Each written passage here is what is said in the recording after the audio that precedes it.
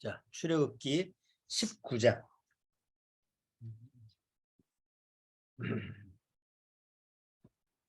자, 출애굽기 19장 한번 내용을 쭉 읽어보고 그 다음에 같이 한번 그 말씀을 생각해 보겠습니다. 출애굽기 19장 1절서부터 다 펼치셨죠? 19장 1절서부터 천천히 읽어봅니다. 이스라엘 자손이 애굽 땅에서 나올 때부터 제3월 곧 그때 그들이 시내 광야에 이르니라. 그들이 르비딤을 떠나 시내 광야에 이르러 그 광야에 장막을 치되 산 앞에 장막을 치니라. 모세가 하나님 앞에 올라가니 여호와께서 산에서 그를 불러 가라스 때 너는 이같이 야곱 족속에게 이르고 이스라엘 자손에게 고하라. 나의 애굽 사람에게 어떻게 행하였음과 내가 어떻게 독수리 날개로 너희를 업어 내게로 인도하였음을 너희가 보았느니라. 세계가 다 내게 속하였나니 너희가 내 말을 잘 듣고 내 언약을 지키면 너희는 열국 중에서 내 소유가 되겠고 너희가 내게 대하여 제사장 나라가 되며 거룩한 백성이 되리라. 너는 이 말을 이스라엘 자손에게 고할지니라.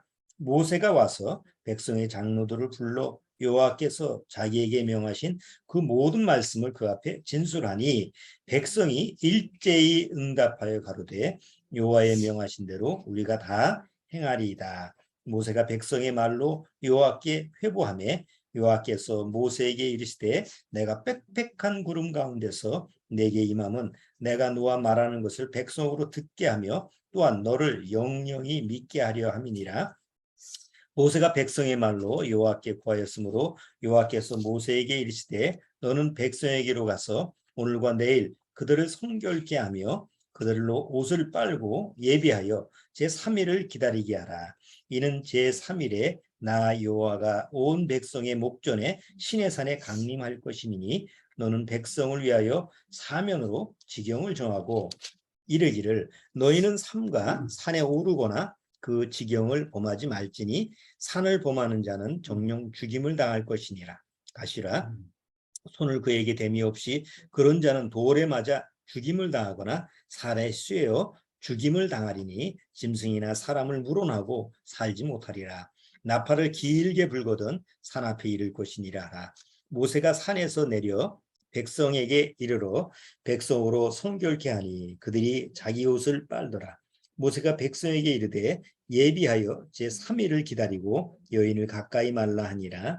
제3일 아침에 우레와 번개와 빽빽한 구름이 산 위에 있고 나팔 소리가 심히 크니 진중 모든 백성이 다 떨더라.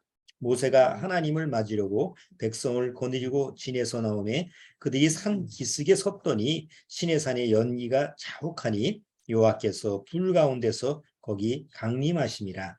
그 연기가 옹기점 연기같이 떠오르고 온 산이 크게 진동하며 나팔 소리가 점점 커질 때에 모세가 말한즉 하나님이 음성으로 대답하시더라. 여호와께서 시내산 곧 그 산 꼭대기에 강림하시고 그리로 모세를 부르시니 모세가 올라가며 여호와께서 모세에게 이르시되 내려가서 백성을 신칙하라. 백성이 돌파하고 나 여호와께로 와서 보려고 하다가 많이 죽을까 하노라. 또 여호와께서 가까이 하는 제사장들로 그 몸을 성결히 하게 하라. 나 여호와가 그들을 돌격할까 하노라. 모세가 여호와께 고하되 주께서 우리에게 명하여 이르시기를 산 사면에 지경을 세워 산을 거룩하게 하라 하셨사온즉 백성이 시내 산에 오르지 못하리이다.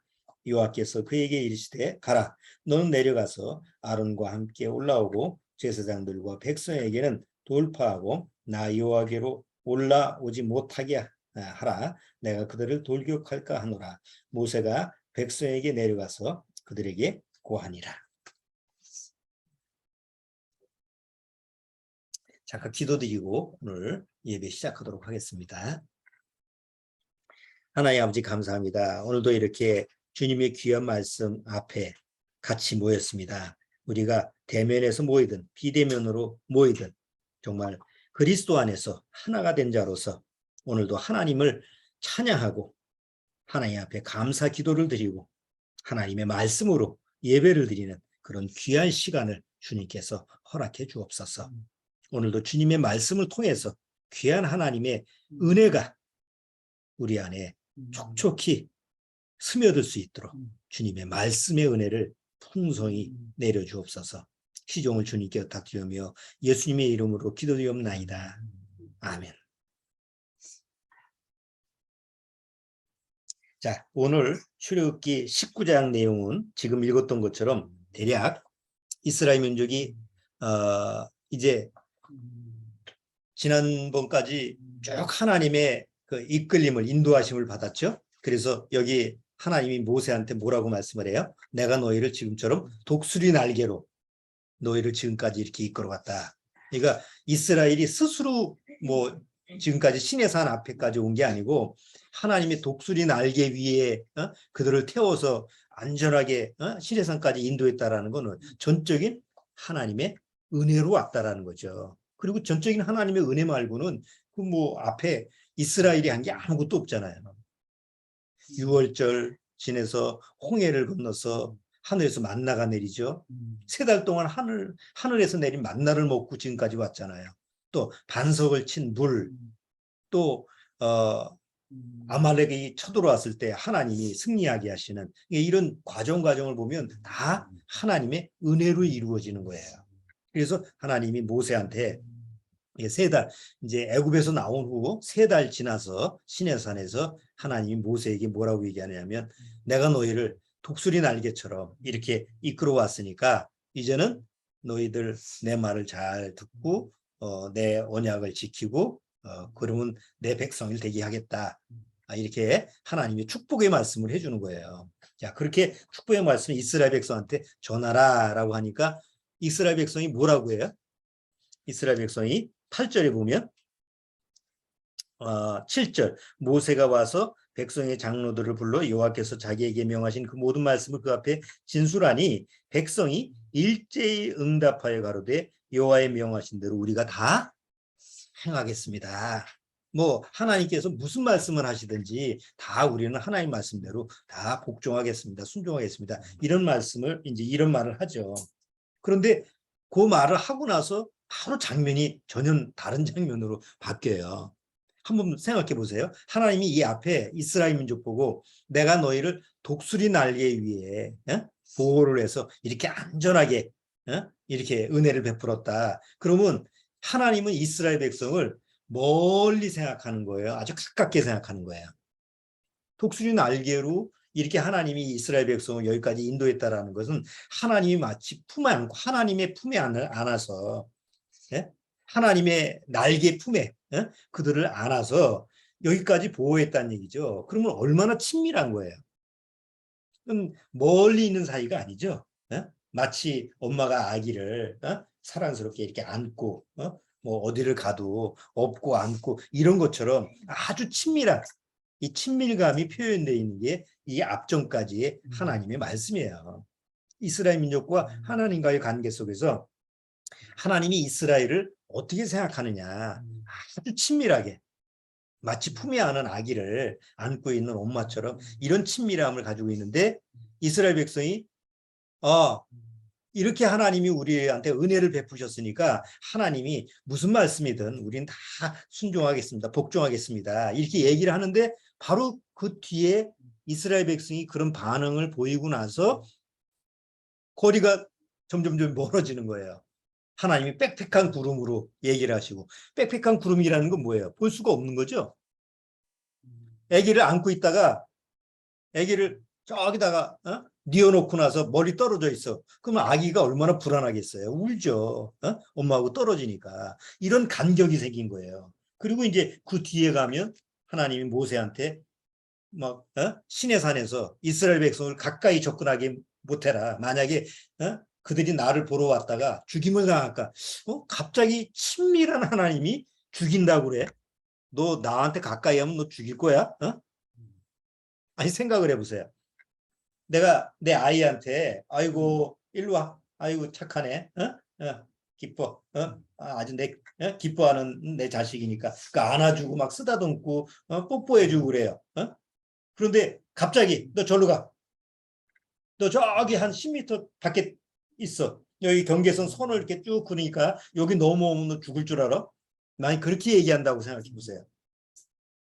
전혀 앞과 뒤의 상황이 전혀 다른 상황이잖아요. 지금 19장의 그 이야기가 19장의 그 하나님의 말씀을 보면 앞에 이스라엘 민족과 하나님과의 관계하고 또 어떤 장면에서 뒤의 장면하고 전혀 상황이 반대 방향으로 가는 전혀 장면이 다른 장면이라는 것을 우리가 여기서 살펴볼 수가 있는 거죠. 자, 여기서 왜 이런 장면이 이렇게 표출이 됐을까? 이런 원인적으로 오늘 한번 찾아보는 거예요. 왜 하나님이 이스라엘 민족한테 독수리 날개로 이스라엘 민족을 태워서 이렇게 지금까지 하나님의 은혜로 이끌어왔다라고 했는데 갑자기 왜 하나님의 은혜의 그 장면이 없어지고 아주 상당히 하나님이 그 이스라엘 민족한테 아주 두려운 하나님으로 나타나시게 됐을까? 은혜와 두려움이라고 하는 것은 전혀 내용이 안 맞는 내용이잖아요. 은혜 속에서는 두려움이라는 단어가 있을 수가 없거든요. 그렇잖아요. 은혜라는데 무서움, 두려움, 뭐 공포, 죽음 이런 게 있을 수가 없죠. 은혜라는 데는.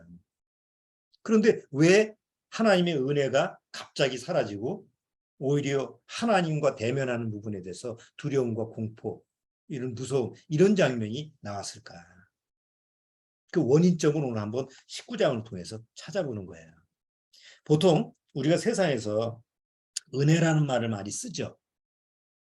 그러면 제가 한번 여러분들한테 질문을 한번 해볼게요.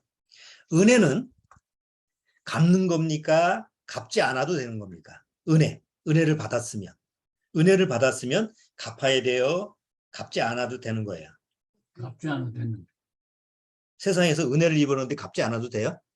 음, 갚아야죠, 당연히. 그래서 그 우리 전래동화를 봐도 아니면 이솝 이야기, 서양 그 동화를 봐도 은혜에 대해서는 반드시 갚는 이야기가 많아요.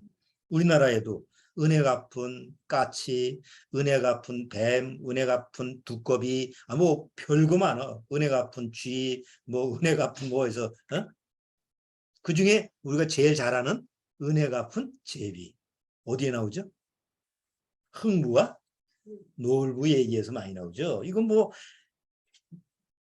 애들 뭐 갓난아기서부터 그 얘기를 들려주니까 자, 흥부와 놀부 얘기에서 흥부에게 은혜를 갚아준 제비는 무엇 때문에 은혜를 갚죠? 무엇 때문에 은혜를 갚습니까?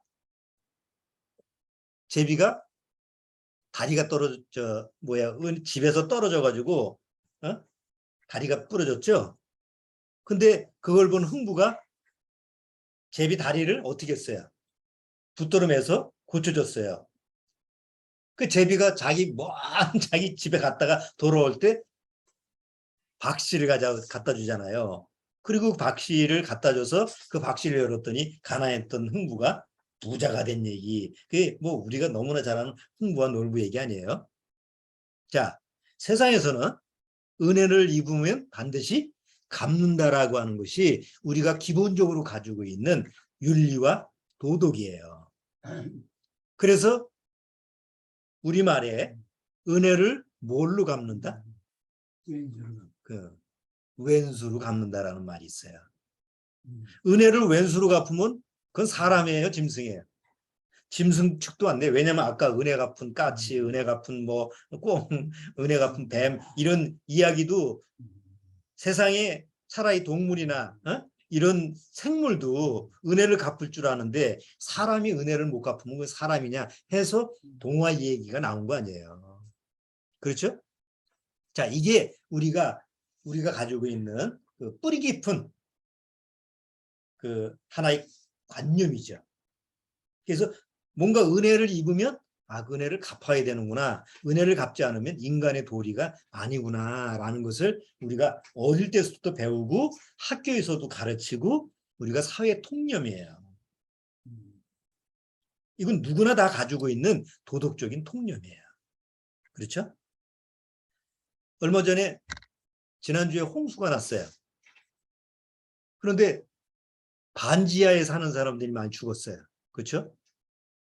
뭐 반지하에 살았던 두 사람인가 가족 세 사람이 죽기도 하고 뭐 그렇게 죽었는데 그 반지하에 죽을 사람은 살아있는 사람이 있죠.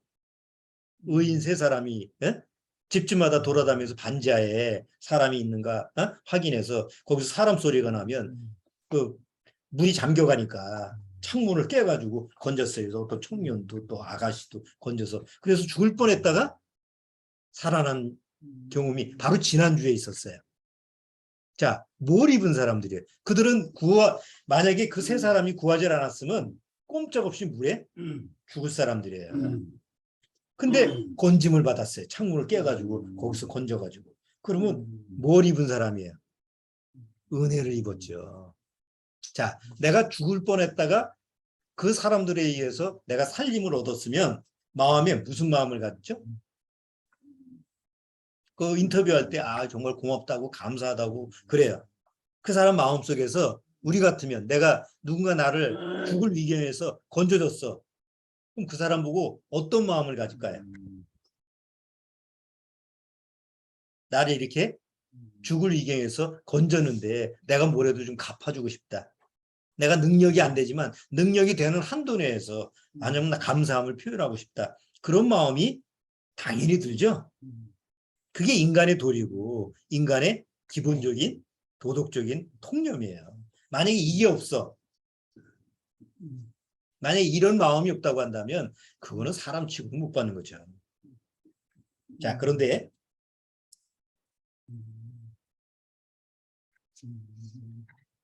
세상에서도요. 세상에서도 좀 이렇게 내용이 차원이 다른 은혜가 있어요. 자, 우리가 잘 아는 부모님의 은혜, 또 스승의 은혜. 스승의 날 되면 노래 부르죠. 또 어버이날 노래가 있죠. 자, 어버이날 노래, 스승의 날 노래 보면 그 안에 내용이 뭐예요? 은혜를 갚을 수가 없어. 네? 은혜 갚은 뭐 꽁, 은혜 갚은 까치, 은혜 갚은 뱀 이런 거는 은혜를 갚아요. 제비, 은혜를 갚아요. 근데 세상에서도 은혜를 갚으려고 해도 갚을 수가 없는 게 부모님의 은혜, 스승의 은혜 이렇게 차원이 좀 달라요. 예? 그러면 흥부에서 나오는 은혜 갚은 제비하고 부모님의 은혜하고 무슨 차원이 똑같은 은혜인데 무슨 차이가 있을까요?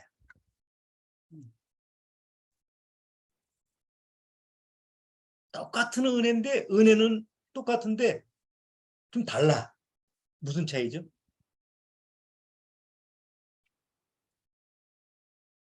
왜 어떤 거는 은혜를 갚을 수가 있고 어떤 거는 은혜를 갚을 수가 없죠? 그 차이가 뭘까요?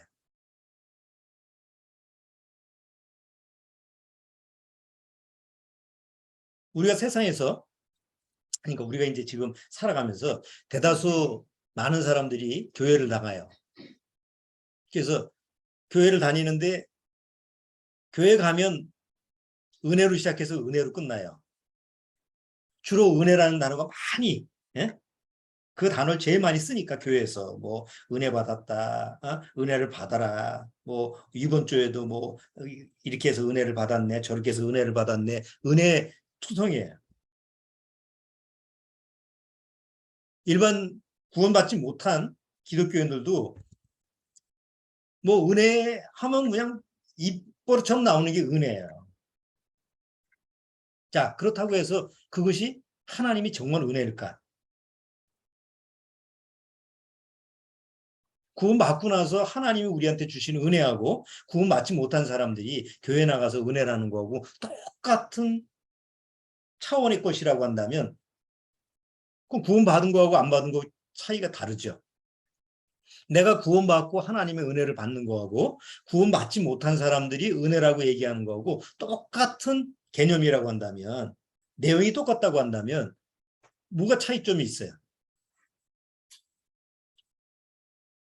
정말 구원받은 사람이 받는 은혜하고 구원받지 못한 사람이 받았다고 하는 은혜하고 그건 질이 달라야 되죠. 그 안에 내용이 달라야 돼요. 그럼 그 차이점이 뭘까요? 그 차이점이 뭘까요? 이 차이점을 제대로 구분을 해야만이 하나님의 은혜가 은혜답게 누려지는 거예요. 이 차이점을 모르니까 하나님의 은혜가 바다처럼 이렇게 바다로 나아가라라고 하는데도 불구하고 나아가지 못하는 거예요. 과연 그 차이점이 뭘까요?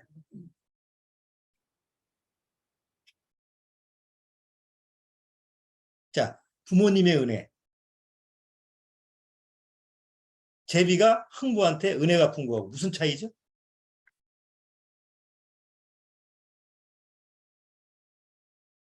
제비는 흥부한테 은혜를 입었어요. 왜? 흥부가 제비 다리를 고쳐줬으니까. 자, 거기서 흥부는 제비를 사랑해서 그랬나요? 흥부가 제비가 다리가 부러진 걸 보니까 불쌍해서 그런 거지 흥부가 제비를 사랑한 건 아니죠. 제비가 흥부를 사랑해서 박씨를 가져왔나요? 고마워서 박씨를 가져온 거죠. 보통 세상에서 얘기하는 은혜라는 단어를 보면 사랑이 없이도 은혜라는 게 통용된다라는 걸 우리가 주시를 못해서 그래요. 그러니까 차별을 못하는 거예요. 세 명의 의인이 반지하에 사는 사람들 건졌어요. 사랑해서 건졌나요? 아니에요. 그건 인간적인 도리예요. 아무나 못하는 거죠. 그렇지만 특별히 사랑 관계가 아니잖아요. 전혀 모르는 사람인데 내 자식도 아니고 내 형제도 아니고 내 부모도 아니에요. 근데 나가보니까 반지하에서 막 소리쳐 살려달라고 그래. 다른 사람은 못하는데 그 의인들은 달려가서 막 창문을 부시고 그리고 그냥 거기서 건져내서 그를 살렸어요. 사랑이 없이도 그런 은혜가 가능한 게 세상이에요. 그러면 거기서 건짐을 받은 사람이 자기를 구해준 그 의인을 의인한테 마음에 감사하잖아요. 죽을 뻔했는데 살려줬으니까 얼마나 감사해요. 당신 나 구해줘서 너무 감사합니다. 나 정말 살해를 하고 싶어요. 난 지금 뭐 이런 능력이 있으니까 날 구해줬으니까 내가 뭐 100만 원 살해할게요. 난 돈이 많으니까 한 1억 살해할게요. 그럴 수 있잖아요. 내 목숨을 살려줬으니까. 그런데 사랑을 해서 그런 건 아니잖아요. 은혜를 갚은 까치 사랑하고 관계없이 은혜를 갚은 거예요. 뭐 은혜 갚은 꽁 사랑하고 관계없이 은혜를 갚을 수 있는 거예요. 그러니까 세상에서는 사랑이라고 하는 게 없이도 은혜를 주고받을 수가 있다는 거죠. 부모님의 은혜 그 안에 들어가 있는 게 뭐예요? 은혜가 먼저가 아니라 사랑이 먼저예요. 부모가 자식을 사랑하기 때문에 그 은혜를 베푸는 거예요. 그 사랑이라는 것이 있기 때문에 자식은 절대로 그 은혜를 갚을 수가 없는 거예요. 왜? 부모처럼 자식이 부모를 사랑할 수는 없거든. 스승이 제자들을 사랑해서 가르치는 거예요. 제자들이 스승을 흉내내서 스승을 사랑할 수는 없어요. 그래서 스승의 은혜라고 해서 노래까지 만들어주는 거예요. 그래서 뭐 하늘보다 높고 어쩌고 저쩌고 그러잖아요. 네? 그런데 그 사랑 때문에 은혜를 베푸는 부모님의 은혜, 스승의 은혜조차도 세상에서는 진짜 은혜가 될 수가 없어요. 왜냐? 부모가 자식한테 은혜를 베푸는데 사랑해서 은혜를 베푸는데 내 말을 안 들어. 그럼 뭐라 그러죠? 내가 저를 어떻게 키웠는데 저것이 나를 이런 말을 하죠. 우리가 부모가 돼서 자식한테 속상하고 내 말을 안 듣고 막 괘씸하고 이런 마음이 들 때 뭐라고 그래요? 내가 저거 낳고 미역국을 끓여 먹었나 뭐 하면서 푸념을 하는 그 이유가 뭐예요? 사랑을 해서 은혜를 베풀었지만 그거에 대한 대가가 안 왔을 때는 마음에서 나도 똑같이 원망을 하는 거예요. 그러니까 세상에서는 완전한 그런 은혜를 베풀 수 있는 상황이 아니에요. 다 죄라는 것이 있기 때문에. 스승의 은혜도 마찬가지죠. 자, 이제 출애굽기 19장에 한번 돌아와 보시죠. 이스라엘 민족이 왜 하나님 앞에서 우리가 하나님 말씀을 다 순종하겠습니다. 다 무슨 말씀이든 하세요. 다 시키는 대로 할게요. 라고 왜 그 말을 했을까요?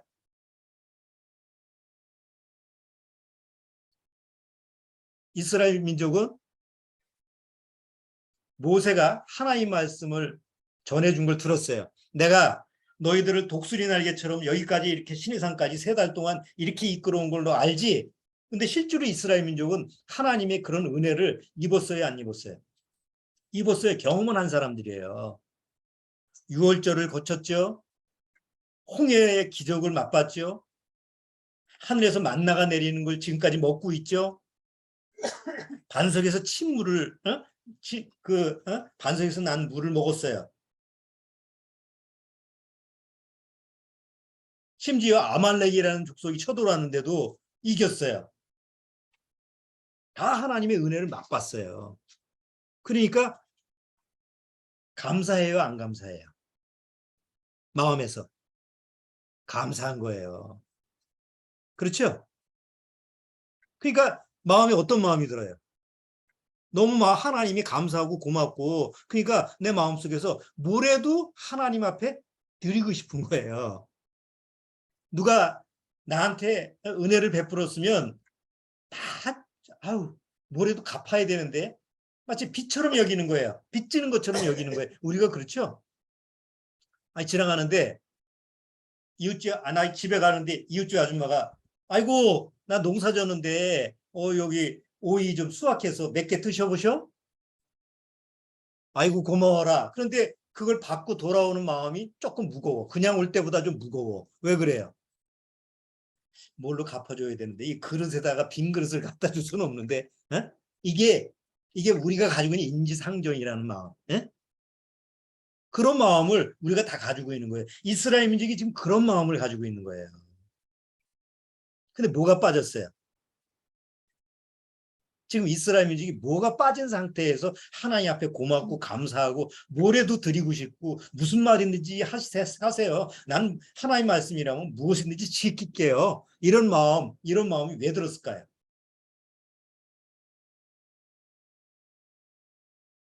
하나님의 사랑은 빼놓고 하나님의 은혜만 지금 생각한 거예요.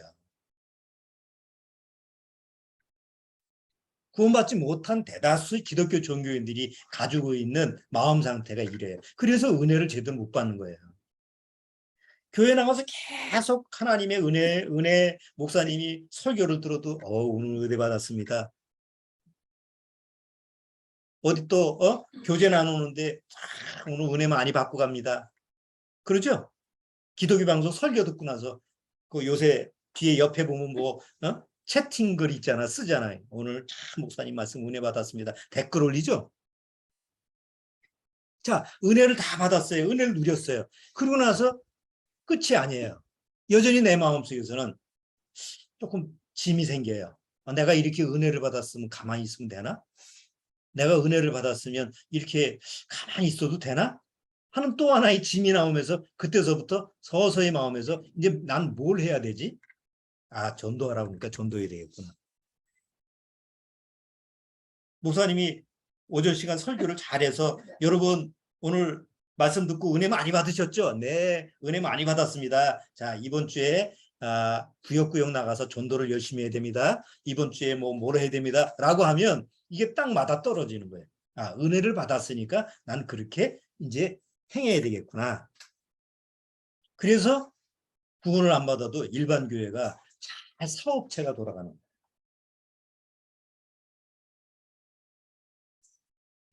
목사는 은혜를 파는 사람이 되는 거고 거저파는 거죠. 돈 주고 파는 게 아니니까. 은혜를 베풀었으니까 이제 거기에 그걸 들은 사람들은 교회 나오는 사람들은 은혜를 갚아야 되는 거고. 이게 맞물리는 거예요. 그런데 이런 원리가 출애굽기 19장에 그대로 적용이 되는 거예요. 하나님은 이스라엘 민족한테 너희를 독수리 날개처럼 이렇게 너희를 베풀었다. 그리고 나서 무슨 얘기를 하죠? 여기 함정이 들어가 있어요.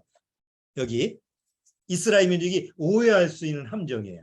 자, 4절 볼게요. 출애굽기 19장 4절 다시 한번 보세요. 나의 애굽 사람에게 어떻게 행하였음과 내가 어떻게 독수리 날개로 너희를 업어 내게로 인도하였음을 너희가 보았느니라. 세계가 다 내게 속하였느니 너희가 내 말을 잘 듣고 내 언약을 지키면 너희는 열국 중에서 내 소유가 되겠고 너희가 내게 대하여 제사장 나라가 되며 거룩한 백성이 되리라. 너는 이 말을 이스라엘 자손에게 고할지니라. 그런데 이 말을 어떻게 잘못 들으면 우리가 가지고 있는 육의 본성적인 아까 도덕적인 통념이 뭔가 은혜를 입으면 뭐래도 갚아야 된다. 그게 인간의 도리다. 여기 고정관념으로 들어가 있으면 이 말이 어떻게 들려요? 이걸 읽을 때 여러분들도 구원받아도 마찬가지예요. 구원받아도 이걸 읽으면 어떻게 들려요? 이제 말 잘 들으라는 얘기구나. 하나님 말씀이 뭐 이렇게 하면 이렇게 가고 우쪽으로 가면 우쪽 편으로 가고 좌편으로 가면 좌쪽으로 가라고 그러면 좌편으로 가고 그렇게 말을 잘 들어야 되는구나 라는 식으로 듣게끔 돼 있어요. 이게 그렇죠? 구원을 받아도 이걸 볼 때마다 뭘 시키라는 거지? 이게 우리가 가지고 있는 육의 고정관념이에요. 구원받아도 이게 처리가 안 되면 하나님과 나와의 관계 속에서 은혜가 누려지질 않아요. 왜? 자꾸 뭘 얘기만 하면 하나님의 은혜가 딱 누려지면 은혜로 끝나야 되는데 은혜로 끝나지 않고 은혜? 그러면 거기에 복종. 뭔가 행해야 되고 뭔가 지켜야 되고 은혜 다음에는 뭔가 행위가 나와야 되는 것이 우리가 가지고 있는 그 사단이 놓은 고정관념이에요. 그래서 요한복음 1장에 예수님이 오시면 은혜 위에 뭐라 그랬죠? 은혜라고 그러는 거예요. 은혜 위에 다른 행위가 들어가면 안 되고 은혜 위에 또 하나님의 은혜다. 구원받지 못한 사람과 구원받은 사람과의 차이점이 그거예요. 구원받은 사람은 은혜 위에 하나님의 은혜가 되어지면서 나가요. 근데 구원받지 못한 사람은 은혜가 오면 그 은혜가 그 다음엔 행위로 가야 돼요. 그렇지 않으면 견디지 못해요. 구원받아도 본성적으로 뭐가 있다고 그랬죠? 육안에는 뭔가 은혜를 입으면 갚아야 된다라는 사단이 놓은 고정관념이 있기 때문에 은혜를 받고 나서 조금만 핀트가 조금만 어긋나면 조금 이렇게 헷갈려하면 또다시 그 자리에 은혜 위에 은혜가 안 가고 은혜 위에 뭐가 가요? 율법이 들어가 있는 거예요. 또 다른 법이 들어가 있는 거예요. 그래서 갈라디아서가 나온 거죠.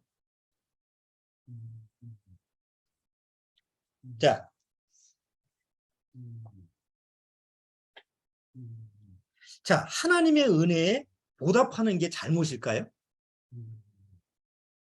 우리가 성경을 통해서 하나님의 은혜가 오면 그 은혜에 내가 하나님 감사합니다. 난 뭐래도 하나님의 은혜를 받았으니까 이렇게 좀 갚고 싶어요. 갚겠습니다. 이게 잘못된 걸까요? 내가 하나님의 은혜를 입었으니까 내가 교회에서 목사를 하는 거고 전도사를 하는 거고 집사, 권사를 하는 거 아닙니까? 내가 지체를 갖고 봉사를 하는 게 은혜를 입은 자이기 때문에 당연히 해야 되는 거 아닙니까? 내가 구원을 받고 은혜를 입었으니까 11조도 하고 헌금도 하고 이렇게 전도도 하는 거 아닙니까? 이게 잘못된 걸까요? 아리송하죠? 그럼 그런 거 하지 말라는 얘기입니까? 잘 생각해 보세요. 하나님의 은혜를 받았어요. 은혜를 받았음에도 불구하고 여전히 내 육의 성품은 뭘 가지고 있다고 그랬죠? 그 은혜를 뭔가 행위적으로 내가 갚아야 된다라고 하는 뭔가 갚지 않으면 안 되는 어떤 본성적인 육의 본성이 남아있다고 그랬어요. 그것까지 죽이지 않으면 은혜가 은혜답지를 못하는 거예요. 그래서 사도 바울이 뭐라고 했어요?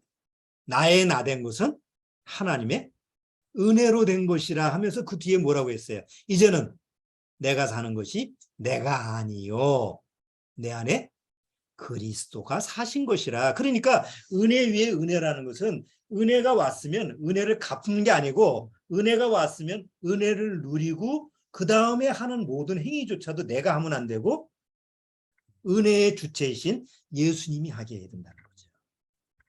예수님이 한다라는 건 예수님 안에서 움직이라는 거예요.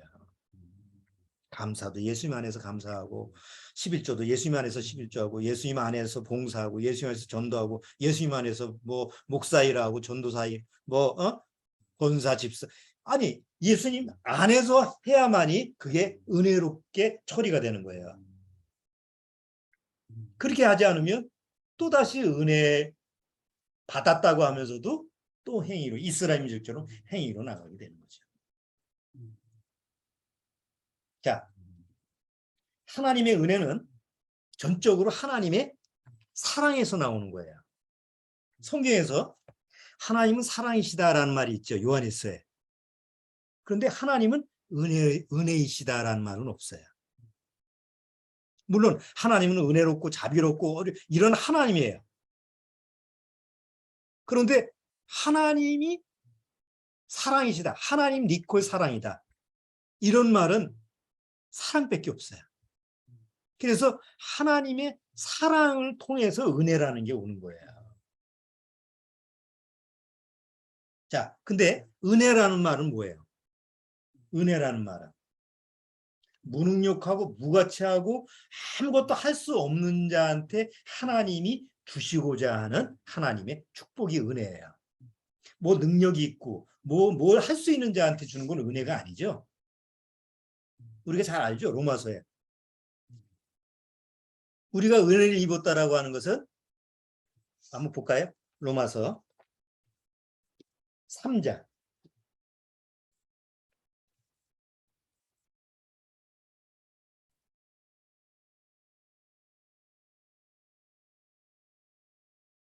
로마서 3장 24절.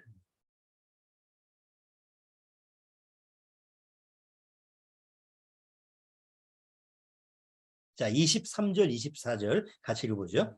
모든 사람이 죄를 범하였으므로 하나님의 영광에 이르지 못하더니 그리스도 예수 안에 있는 구속으로 말미암아 하나님의 은혜로 값없이 의롭다 하심을 얻은 자 되었느니라.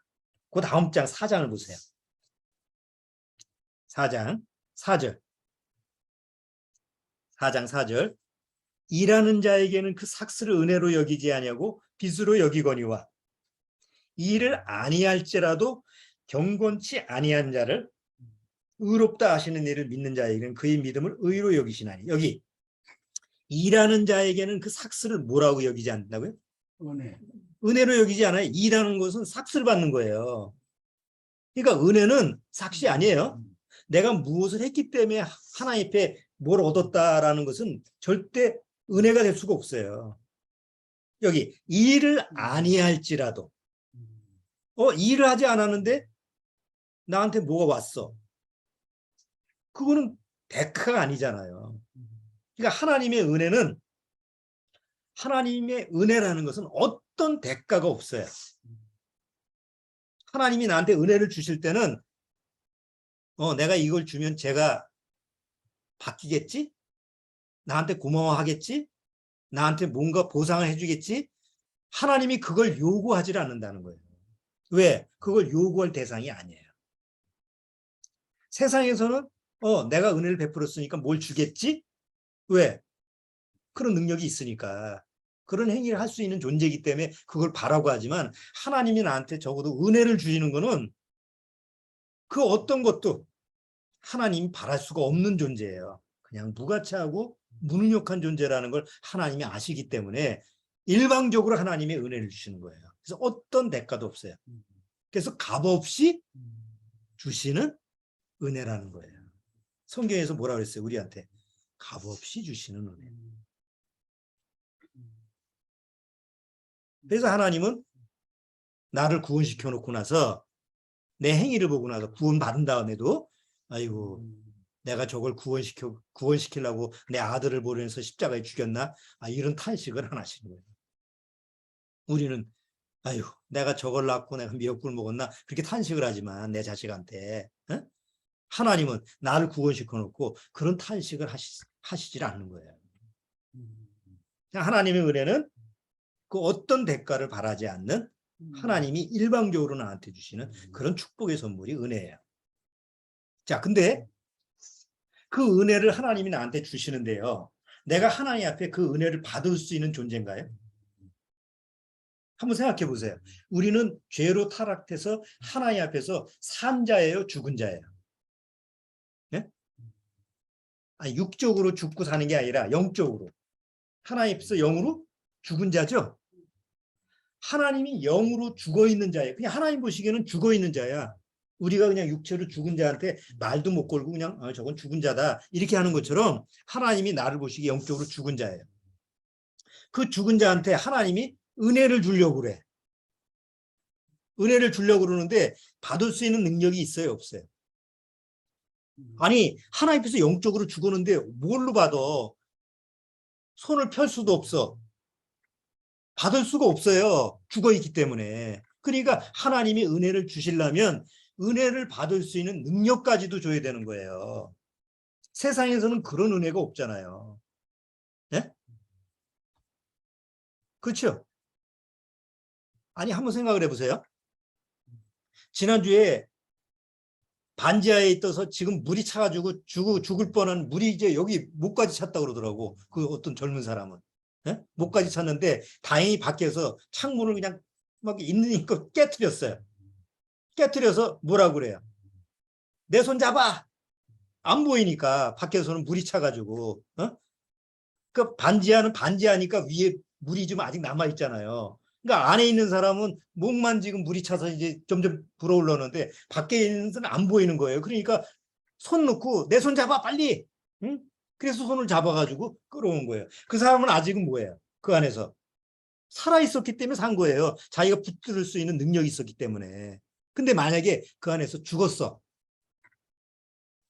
죽었는데 밖에서 아무리 구원의 손길을 준다고 그래도 살릴 수 있어요, 없어요? 없어요. 꺼내봐야 죽은 시체야. 하나님과 나와의 관계를 생각해. 내가 구원받기 전에 난 죽은 자예요. 죽은 자한테 아무리 밧줄을 던져서 너 나와라고 해도 죽은 자는 미동이 없잖아요. 들을 수가 없고 능력이 없으니까. 하나님은 죄로 죽은 나를 살리기 위해서 은혜를 주기 위해서 바로 은혜를 받을 수 있는 능력까지 주셔야 되는 거예요. 그게 하나님의 은혜라는 세상 은혜의 차원이 달라. 부모님의 은혜, 스승의 은혜, 이거 하나님의 은혜하고 차원이 다른 거예요. 그래서 하나님은 나를 은혜를 주시는데 그 은혜를 받을 수 있는 능력까지 주시는 거예요. 그래서 구원을 받을 수 있게끔 하는 거예요. 내가 잘나서 구원받은 게 아니에요. 에베소서에 뭐라고 했어요? 너희가 은혜로 구원을 얻은 것이라. 에베소서 나왔죠? 한번 보세요. 에베소서.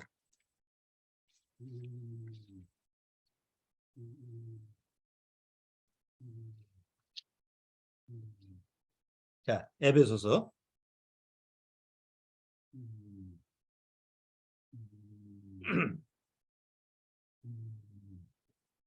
2장 5절 보세요. 2장 5절. 에베소 2장 5절. 자, 보세요. 허물로 죽을 뻔 아니에요? 아니잖아. 허물로 죽을 뻔했던 게 아니에요. 허물로 죽은 우리를 그리스도와 함께 살리셨고 너희가 가로 열고 뭐라고 했어요? 너희가 은혜로 구원을 얻은 것이라. 그러니까 죄로 죽어 있는데 하나님은 나를 건져서 인공호흡을 시킨 거야. 성령으로 인공호흡을 시켜서 하나님의 은혜를 넣어주는 거예요. 스스로 살 수 있는 능력이 없으니까. 죽은 자는 절대로 스스로 은혜를 받을 수가 없어요. 그런데 구원받지 못한 대다수 기독교인들은 은혜를 어떻게 받으려고 그래? 내가 내 손으로 잡으려고 하잖아요. 아이고 내가 교회 가서 열심히 은혜를 잡아야지. 남보다 더 많이 받아야지. 그래서 직책을 얻고 봉사를 하고 뭐 그런 거 아니에요. 행위로 하나님의 은혜를 더 얻으려고. 그건 하나님 앞에서 죽어본 적이 없는 자죠. 근데 정말 하나님 앞에서 죽었다가 살아난 자는 하나님이 은혜를 하나님이 주셨는데 그 은혜를 받을 능력까지 나한테 주셨구나. 내가 한 게 아무것도 없구나 라는 걸 비로소 깨닫고 은혜 위에 뭘 덧붙일 수가 없는 거죠. 세 번째, 하나님의 은혜가 한 번으로 끝나나요? 하나님이 나를 구원시켜주고 구원의 은혜를 주고 나서 더 이상 그 다음에는 니들이 노력해서 이제는 은혜를 얻어 그럴까요? 아니죠. 구원받은 은혜를 입은 자한테 구원받은 사람한테 하나님 계속 때를 따라 얻는 은혜를 주신다고 히브리서에 기록이 되어 있어요. 때를 따라 얻는 은혜가 뭘까요? 히브리서 4장 16절 보세요.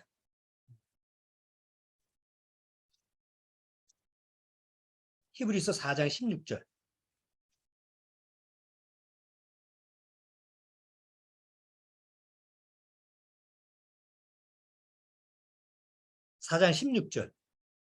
히브리서 4장 16절 같이 읽어보죠. 그러므로 우리가 긍휼하심을 받고 때를 따라 돕는 은혜. 여기 때를 따라가 뭐예요? 이게 필요한 때를 따라라는 것은 우리말로 번역이 좀 어렵게 되는데 영어 성경으로 하면 내가 필요한 때가 아니라 하나님이 나를 보니까 얘가 좀 필요해. 그 하나님이 나를 보셔서 필요한 때에 공급을 해주시는 거예요. 뭐를?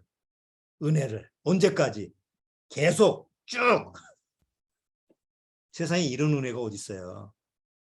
세상에서는 은혜를 한 번 주는 것도 힘든데 하나님은 구원받은 우리한테 때를 따라 은혜를 주시는 거예요. 내가 원하는 때가 아니라 하나님이 원하십니다.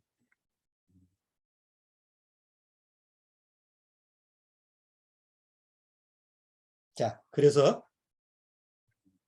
히브리서에 보면 하나님의 은혜를 헛되이 여기지 말라고 그런 거예요. 뭘 헛되이, 어떻게 하는 게 헛되이 여기는 걸까? 사랑을 빼지 마라. 하나님과 나하고 사랑 관계가 이루어지면 은혜는 자동적으로 따라오는데 하나님과 나하고 사랑이라는 관계가 빼버리면 은혜는 있는 것 같지만 그 은혜는 헛된 거예요. 그 은혜는 은혜가 아니에요. 그냥 이름이 은혜예요. 아이들 은혜라는 이름 많아요. 탤런트도 보니까 은혜라는 이름도 있고 뭐 은혜가 많은데 그냥 이름뿐인 은혜야. 사랑이 빠지면. 그렇죠? 하나님과 나하고 사랑의 관계가 늘 이루어져야만이 그 은혜는 사랑을 통해서 계속 하나님이 공급해 주시는 거예요. 그래야지 은혜의 바다로 내가 나아갈 수 있는 거지. 자, 이제 출애굽기 돌아오죠.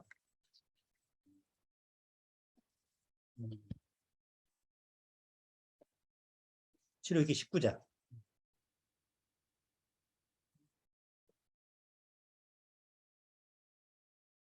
자, 하나님은 이스라엘 민족을 어떻게 생각하는가 보세요.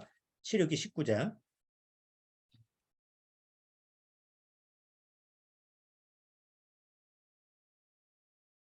19장 5절 보세요. 내가 독수리 날개로 너희를 업어서 너희를 이렇게 인도했다. 이렇게 사랑을 했다. 사랑을 해서 너희를 은혜를 베풀었다. 그리고 5절에 세계가 다 내게 속하였나니 너희가 내 말을 잘 듣고 내 언약을 지키면 내 말을 잘 듣고 내 언약을 지키면이라는 한마디는 뭐예요? 너희가 나를 사랑하면. 예? 이게 사랑하라는 말이에요. 사랑하라는 말이야. 이게 지금 뭘 행하고 지키라는 말이 아니고 내가 너를 사랑해서 이렇게 은혜를 베풀었으니까 다른 거 안 바래. 넌 나를 사랑해. 나만을 사랑해. 그 사랑하라는 말이에요. 이렇게 들려야 돼. 예? 그렇게 사랑을 하면 너희는 열국 중에서 내 소유가 되겠고라는 말이 있죠. 소유. 이게 우리말인데 영어 성경이래요. 영어 성경에는 peculiar treasure. 특별한 보물이야. 예? 우리 트레저리 많이 들어봤죠? 맥킨토시에 뭐 트레저리 해가지고 보물고 책 많이 들어봤잖아. 트레저리 보물이란 뜻이에요. 특별한 피큐리어, 특별하게 생각하는 보물로 내가 만들어주겠다. 그래, 특별하게 보물로 너희를 생각한다고 그러는데 이스라엘 백성은 그 말을 듣고 뭐라고 해야 돼요? 무슨 말이든지 다 하세요. 내가 다 지키겠습니다. 그 말을 해야 돼요. 하나님 감사합니다. 오직 우리는 하나님만 사랑하겠습니다. 이 말을 해야 돼요. 무엇이든지 다 행하겠습니다. 이 말을 하면 안 되고 하나님 우리는 뭐 하나님의 말씀을 지킬 수도 없고 뭐 할 수도 없는 무능력합니다. 그럼에도 불구하고 하나님이 우리를 사랑하시기 때문에 나는 하나님을 사랑하겠습니다. 이렇게 하면 되는 걸 하나님의 사랑은 빼고 하나님의 은혜를 받았으니까 너무 감사합니다. 이걸 어떻게 보답하죠? 뭐든지 얘기하세요. 이제부터 내가 잘 지키겠습니다. 라고 얘기하니까 하나님이 그래? 그러면 이제 내 사랑하고는 관계없이 의무만 남았으니까 한번 너희들 나를 진짜 내 은혜를 보답할 수 있는지 내가 은혜를 베푼 거를 니들이 갚을 수 있는지 한번 해봐 하고 선을 긋고 내려주는 게 뭐라고요? 이제 20장에 나오는 십계명이다 이거예요. 그러면 19장 20장을 잘 보면 지키라고 준 거예요. 지킬 수 있나 니들 보라라고 시험적으로 준 거예요. 그럼에도 불구하고 20장의 십계명을 아직도 기독교인들은 뭐예요? 열심히 지키려고 애쓰고 열심히 지키려고 노력하는 거예요. 왜? 은혜를 받았기 때문에. 근데 상식적으로 조금만 생각하면 사랑하는 사이는 서로 법이라는 게 없죠. 그렇죠? 서로 사랑하는데 이거 지키라 저거 지키라 규정을 만들진 않잖아요. 부부 십계명 뭐 텔레비전에 보면 무슨 계명 갖다 붙이는데 그건 사랑이라는 전제 조건이 아니에요. 정말 사랑하는 사이는 서로 법이라는 게 필요가 없죠. 하나님과 우리와의 관계가 그거예요. 오늘 출애굽기 19장 내용을 잘 들어보셨습니까? 네. 하나님의 은혜 속에서 뭐가 빠지면 안 된다고요? 은혜. 아니 하나님의 사랑. 은혜에서 그렇지 사랑이 빠지면 그 은혜는 이제는 헛된 거예요. 절대 신앙생활하면서 우리가 믿음 생활하면서 하나님의 은혜를 많이 받으려면 하나님과 나하고 뭐가 이루어져야 돼요? 사랑의 관계가 더 친밀하게 이루어져야 돼요. 그거 하나만 기억하시면 돼요. 자, 다음 주 20장 이제 십계명에 대한 얘기를 하는데 뭐 우리가 많이 들었던 얘기지만 다시 한번 우리가 되새김질하면서 볼 거니까 20장을 한번 꼭 한번 읽어보시기 바랍니다. 자, 기도하고 마칠게요. 하나님 감사합니다. 하나님이 우리를 어떻게 사랑하시는지 우리는 말로 표현할 수가 없습니다. 측량할 수도 없습니다. 그리고 하나님의 사랑을 받고 나서 그리고 계속 때를 따라 주시는 그 은혜를 우리는 입고 살아가고 있습니다. 그러나 우리가 순간적으로 하나님의 사랑을 잊어버리면 그 하나님이 때를 따라 주시는 은혜조차도 우리가 감지하지 못하고 계속 원망하고 불평하고 불만을 표출하는 어리석은 그런 이스라엘 백성의 모습을 그대로 재현하는 그런 삶을 살 수밖에 없는 줄 압니다. 주님께서 우리 심령을 사랑하시고 그 깊은 사랑을 말씀을 통해서 늘 누리면서 때를 따라 돕는 은혜를 마음껏 누릴 수 있도록 주님께서 인도하여 주옵소서. 우리가 몸이 아프거나 내 환경이 어렵거나 내가 어떤 처지에 있든지 간에 하나님이 때를 따라 주시는 그 사랑의 은혜를 말씀을 통해서 늘 누려가면서 세상을 승리하는 삶을 살아가도록 주님께서 이끌어 주옵소서. 예수님의 이름으로 축원합나이다. 아멘. 마치겠습니다.